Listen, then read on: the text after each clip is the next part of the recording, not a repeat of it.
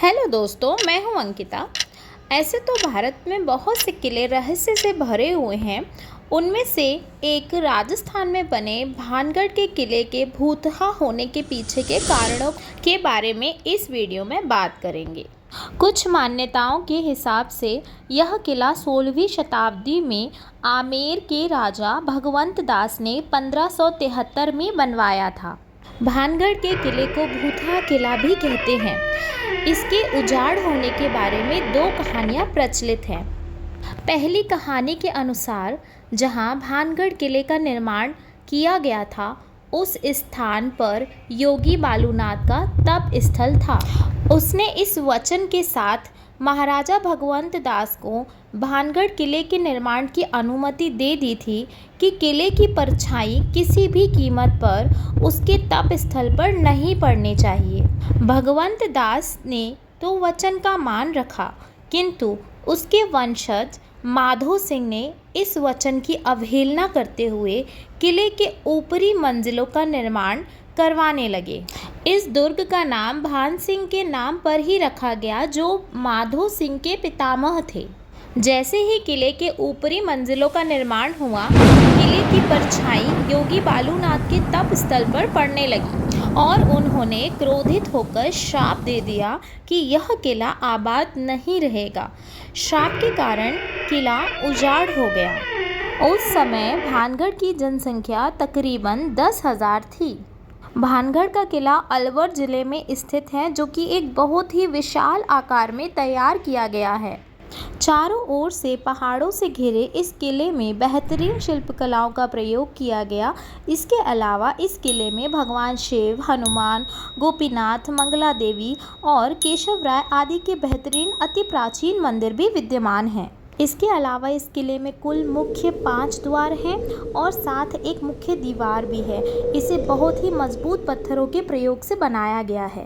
फिलहाल इस किले की देखरेख भारत सरकार द्वारा की जाती है। पुरातत्व विभाग द्वारा सूर्यास्त के बाद इस क्षेत्र में किसी भी व्यक्ति को रुकने की मनाही है। आइए जानते हैं भानगढ़ के किले के भूतहा होने के पीछे की दूसरी कहानी।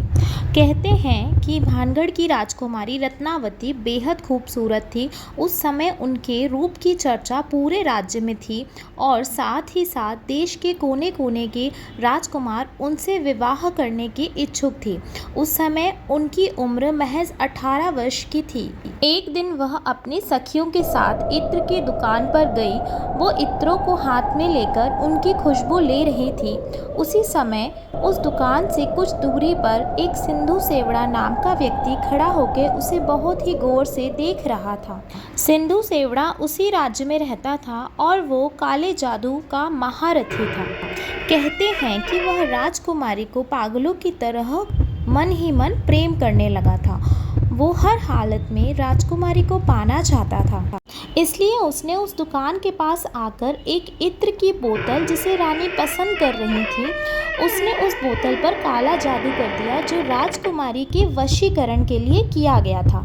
लेकिन इस बात का पता राजकुमारी को लग गया और उन्होंने इस इत्र की शीशी को उठाया और वहीं पास पड़े एक बड़े से पत्थर पर उसे जोर से पटक दिया, जिससे वह शीशी टूट गई और सारा इत्र पत्थर पर फैल गया। कहते हैं कि काले जादू के असर के कारण वह पत्थर तांत्रिक सिंधु सेवड़ा के पीछे चल पड़ा और तांत्रिक को कुचल दिया, जिससे कारण तांत्रिक की मौत हो गई। किंतु मरने से पहले तांत्रिक ने श्राप दिया कि इस किले में रहने वाले सभी लोग जल्द ही मर जाएंगे और वो दोबारा जन्म नहीं ले सकेंगे और उनकी आत्माएं इस किले में भटकती रहेंगी। कहा जाता है कि तांत्रिक की मृत्यु के कुछ समय बाद ही भानगढ़ और अजबगढ़ के बीच युद्ध हुआ।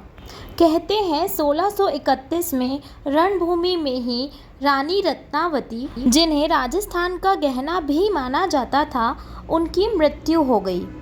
लोगों का मानना है कि भानगढ़ के किले में उनकी रूहें आज भी घूमती हैं। कुछ लोगों का तो यह भी कहना है कि अगर आप यहाँ के घरों की दीवारों के पास अपने कान लगाएंगे तो आपको भूत और आत्माओं की आवाज़ें सुनाई देंगी। कुछ लोगों को तो ये तक लगता है कि कोई उनका पीछा कर रहा है या उन्हें पीछे से थप्पड़ मार रहा है। ऐसा स्थानीय लोगों का मानना है कि वहाँ से अजीब सी गंध भी आती है। इतिहास के अनुसार यह किला अपने निर्माण के बाद करीब 300 वर्षों तक आबाद रहा और इसके अंदर 10,000 लोग रहा करते थे। भानगढ़ के किले के रहस्य को समझने के लिए कई बार वैज्ञानिकों, पैरानॉर्मल एक्सपर्ट्स, बुद्धिजीवियों ने यहाँ पर बहुत खोजबीन की, लेकिन कोई पुख्ता सबूत हाथ नहीं लगे। यदि वैज्ञानिक प्रमाण की बात की जाए तो भानगढ़ के किले में कोई भूत मौजूद ही नहीं है। यह एक बहुत ही सुंदर किला है। इस जगह से जुड़ी भूतिया कहानी इस जगह को और भी भूतिया बना देती है। लोगों का कहना है कि ये कहानियाँ आने वाले पर्यटकों को उत्सुक करने के लिए बनाई गई हैं। हालांकि यहाँ पर कई बरगद के पेड़ भी हैं, जिससे इस जगह को देखकर डर भी लगता है। कारण तो कोई भी नहीं जानता। हाँ, हालांकि शाम के बाद पर्यटकों को इस किले में ठहरने नहीं दिया जाता। इसके अलावा इस किले के उजाड़ होने के पीछे एक और कारण भी सामने आता है।